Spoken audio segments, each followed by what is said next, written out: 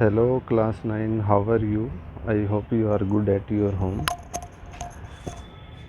In this topic, we study about Dalton theory and postulate of Dalton atomic theory with symbols of Dalton ने कुछ एक elements के symbols दिए थे, हम वो पढ़ेंगे और इसकी थ्योरी के 5-6-7 पोस्टुलेट हैं वो। इसे करने से पहले ये 3 न्यूमेरिकल मैंने दिए हैं, तीनों न्यूमेरिकल आपने करने हैं अपनी कॉपी में। फर्स्ट न्यूमेरिकल है hydrogen and oxygen combine in the ratio 1:8 by mass. तो what mass of oxygen will be required, अगर हमारे पास 4 ग्राम हाइड्रोजन है तो ऑक्सीजन कितना रिक्वायर्ड होगा। रेशो दे रखा है, हाइड्रोजन 1 है, ऑक्सीजन 8 है, तो अगर हाइड्रोजन 4 होगा तो ऑक्सीजन 32 हो जाएगा। नेक्स्ट में कार्बन, हाइड्रोजन, कैल्शियम, कार्बन और ऑक्सीजन की परसेंटेज दे रखी है और इस परसेंटेज के बेस पे अगर हमारे पास 1.5 ग्राम सॉल्ट है विल बी प्रेजेंट 1.5 ग्राम, तो उसके अकॉर्डिंग कैल्शियम कार्बोनेट बताना है कितना बनेगा।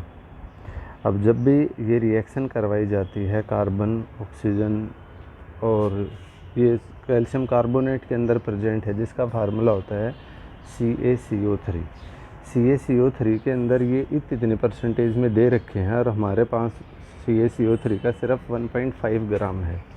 हमने तीनों की मास निकालने हैं कि कार्बन कितना होगा, ऑक्सीजन, कैल्शियम कितने हैं। तो कैल्शियम कैसे निकाल लेंगे, mass of calcium divided by 100 multiply by 1.5, या परसेंटेज है तो percentage of calcium divided by total percentage that is 100 और मल्टीप्लाई 1.5।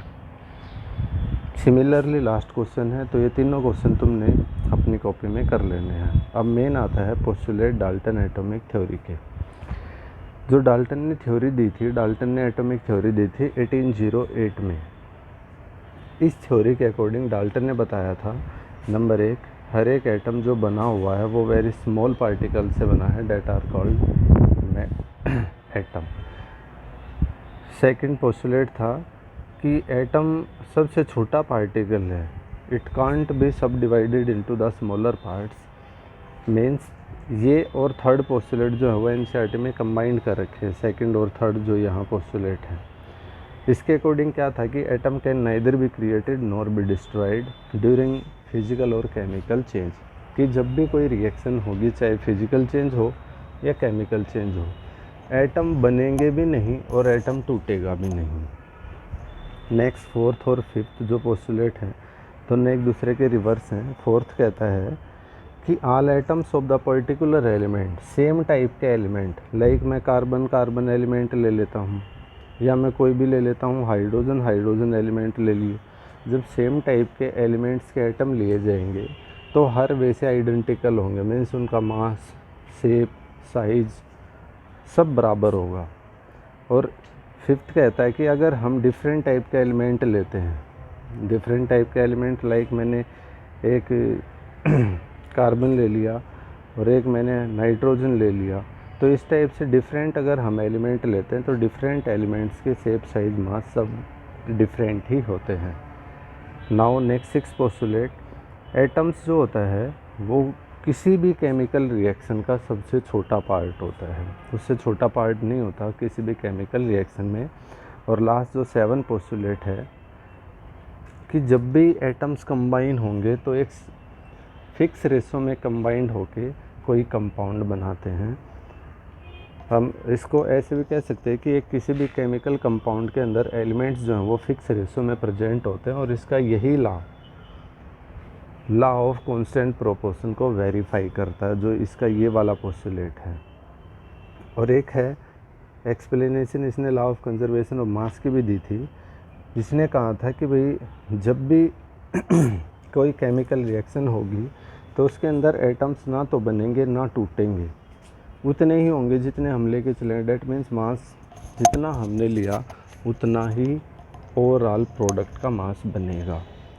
ओके, अब इसके बाद डाल्टन ने कुछ एक एलिमेंट्स के सिंबल दिए थे जो एनसीईआरटी बुक में भी दे रखे हैं। सिंबल्स तो मैंने अपनी कॉपी में बनाने हैं, ऐसे कैसे लिखने भी हैं और बनाने भी होते हैं। उस टाइम पे जब डाल्टन ने 1808 में अपनी थ्योरी दी थी तो उसी टाइम पे कुछ एक पोस्टुलेट्स के साथ साथ सिंबल्स भी दिए थे। ये सिंबल हैं डाल्टन के। अब इन सिंबल्स में उसने क्या किया, क्योंकि उस टाइम पे सिलेक्टेड एलिमेंट्स डिस्कवर्ड थे, तो उन्होंने पर्टिकुलर सिंबल दे दिया एलिमेंट्स के। लाइक ऑक्सीजन, हाइड्रोजन को कैसे दिखाया, सर्कल के अंदर डॉट। ऑक्सीजन को कैसे दिखाया, एक कंप्लीट सर्कल। तो कार्बन, सल्फर, ये इस वे से दिखा दिया। और कुछ एक कंपाउंड भी, ये कंपाउंड एनसीईआरटी में नहीं दे रखे हैं बट बना लेना। इसमें जो सिंबल हम यूज़ करते हैं, लाइक वाटर का फार्मूला होता है H2O। अब इस अंदर 2 हाइड्रोजन और 1 ऑक्सीजन, हाइड्रोजन के सिंबल दिखा दिए, ऑक्सीजन के सिंबल दिखा दिए। तो इस वे से इसने इनको सिंबलाइज किया था। तो यहाँ तक का टॉपिक करना है तुमने।